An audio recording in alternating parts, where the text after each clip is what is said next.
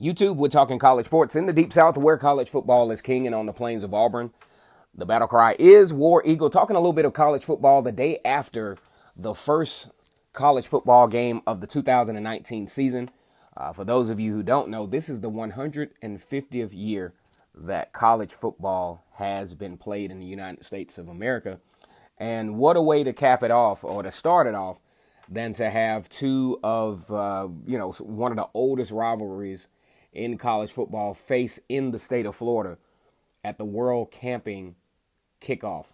Miami takes on Florida, and you got two equally opposite ends of the spectrum here. Florida comes into this game ranked number 8. Once again, like I said before, it's Kennard Vernon Stewart. Go ahead and comment, like, and subscribe to the channel. Now, this is primarily an Auburn channel, so of course, I gotta say it, it's always great to be an Auburn Tiger, War Eagle, but we're talking about Miami and Florida today. Florida, number 8 in the country, perceived to be one of the better teams in the SEC, one of the teams that would push Georgia in the SEC East. I saw no indication in this particular football game that Florida has the tools to do so. They have talent in spots, but they have issues in the spots that get you wins in the Southeastern Conference. And most notably, the offensive line. The offensive line did not do an excellent job of not only protecting Felipe Franks, but they just couldn't get a running game going. Florida also, in an uncharacteristic fashion, commits 4 turnovers. Now, don't get me wrong. Florida's not going to commit 4 turnovers every game. But this game was just an indication of where the media just got it wrong when it comes to Florida. I understand the first game jitters. I understand the moment being big and all those other things. But Miami is a team that's going to eventually be a really good football team. Not sure if it will be this year, but they have a lot of tools in place that give them the opportunity to really have a good football team from, here and beyond. We're going to talk about Miami's stance on this thing in a minute. But when I look at Florida, though, a team that throughout the offseason, media outlets have, projected this team to be a strong force in the SEC East. And that's not to say that it won't still happen.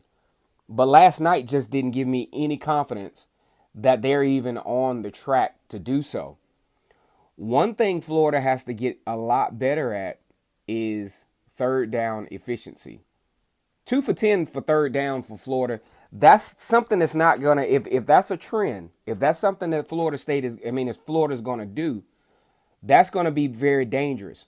Another stat that I look at, although 100%, fourth down efficiency, 4 for 4, you're going for it on fourth down 4 times in a game. That spells a lot of inconsistency with the offense.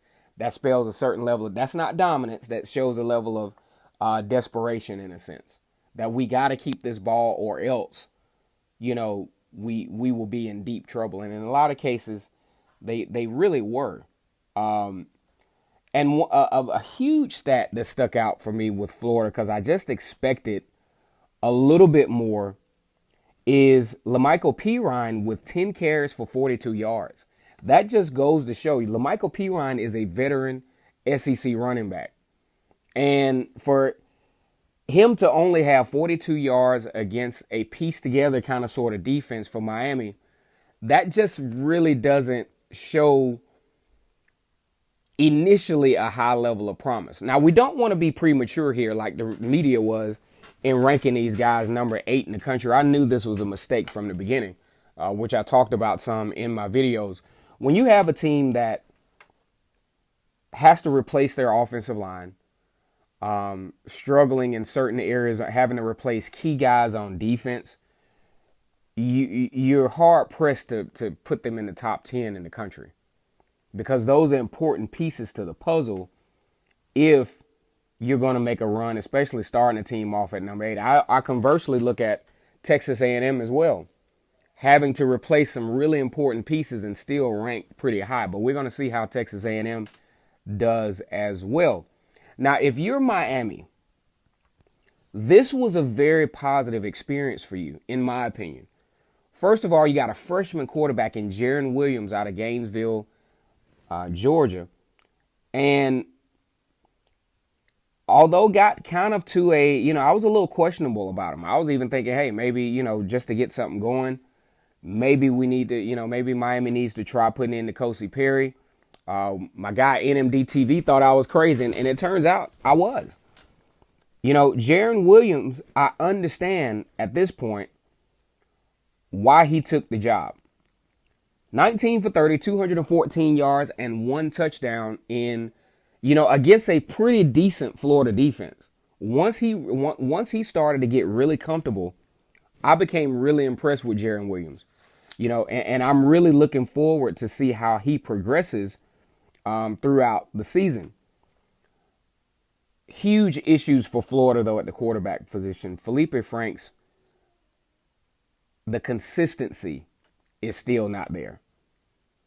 Great at one moment, all right, the next, and then absolutely terrible the next. Accounting for turnovers that kept Miami in the game. Just thinking, if you're an SEC East team, this is nothing against the ACC, period. But if you're an SEC East team that is supposed to be positioned to make a run in the conference, this particular Miami team you shouldn't have really struggled with, not because they don't have talent, but they're piecing the team together. That this is not a complete team. This is a team in the making. This is a team that you exploit their mistakes, but to struggle in a game like this with Miami even having a chance late is, to me, a bad sign. I hope Florida can prove me wrong. I really do.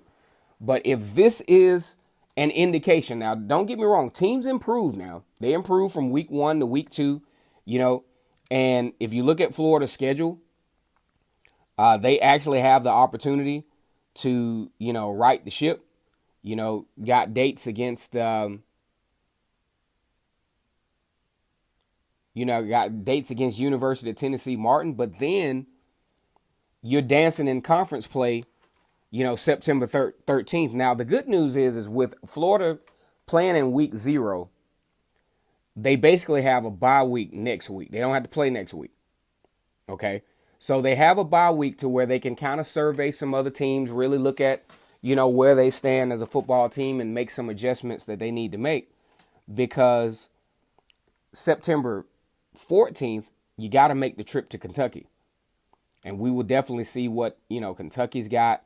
Also, the 21st, the big one against Tennessee, they actually have that one at home. Then, looking at a ball game against Towson State, 9/28. And then, of course, if things go right, the big one, October 5th, against the Auburn Tigers. Florida's offensive line absolutely has to improve if they're going to have an iceberg's chance in hell of making any noise in the SEC East. I didn't see this earlier when we were doing analysis on Florida, but Florida actually has a brutal stretch between October 5th and November the 2nd. Look at who they have to play. October 5th, Auburn. October 12th, LSU. October 19th, at South Carolina. Matter of fact, mind you, at LSU, at South Carolina. 11-2 versus Georgia. That's going to be that. They already projected that to be one of those 3:30 games on CBS. Good news is they have a bye week in between South Carolina and Georgia.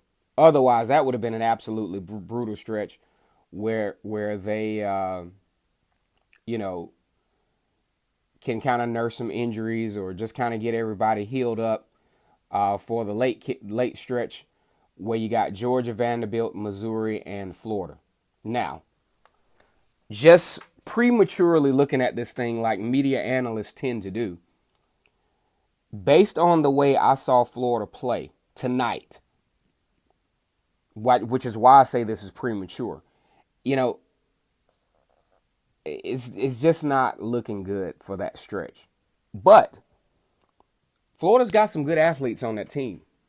Florida's got some very, very good athletes on the football team. I think if they could solidify a little bit, just sound offensive play, get the running game established. I think that's something that Florida is definitely really, really going to have to work on, is establishing a running game. And Lemicheal Perine having only 42 yards is not going to get Florida where they need to be, because you can't put, I don't care how developed Felipe Franks is, you can't put him in a position to where he has to be the one to win the game. He's not there. I don't think he ever will be there as a quarterback. So if Florida can't get the running game going, it's going to be a kind of a long season for Florida. Got to be balanced. In the SEC Power 5 football, I'm not just this SEC guru, but in Power 5 football, period, in college football, period, it's a run game and a pass game.